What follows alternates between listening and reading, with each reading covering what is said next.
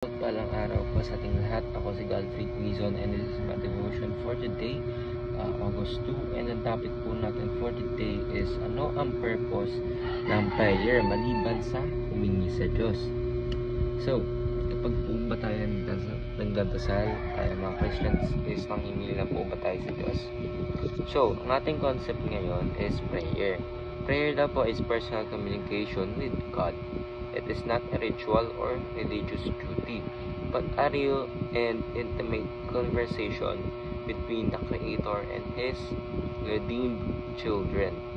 Through prayer, we adore God, confess our sins, express gratitude, and bring our needs before Him.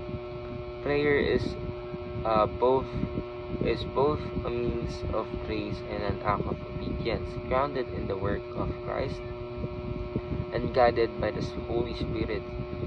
So, we don't pray to inform God, He already knows. We pray to align our hearts and His will, to seek His power, and to enjoy His presence. So, ang ating scripture naman po for today is Luke chapter 22 verse 42. Father, if you are willing, take this cup from me, yet not my will, but yours be done. So,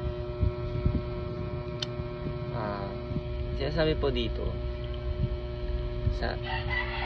dito na yung ating pag-pray ay hindi lang po tayo manghihingi ng ating kagustuhan sa ating Panginoon. Hindi, dito natin ipapakita kung gaano ka-grateful tayong mga na-redeem ng ating Panginoon, kung gaano ka-grateful, gaano tayo na dapat magpasalamat, gaano tayo dapat i-align yung ating mga puso at isipan sa ating Panginoon to keep us grounded sa kanyang faith or yung kanyang love yung ating Panginoon kasi kung hindi tayo mag-pray, hindi lalawak yung ating connection sa ating Panginoon. Kaya dapat wag po talaga natin kalimutan na mag-pray.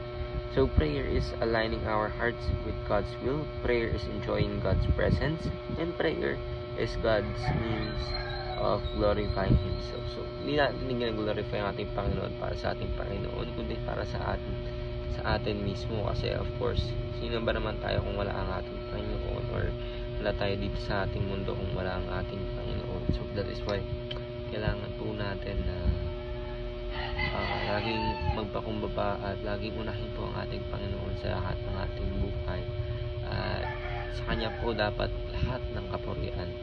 So ayun lang po, ako si Godfrey Quizon and this is my devotion for today, August 2. Sana po ay marami kayong tunan. Ayun lang po, and God bless.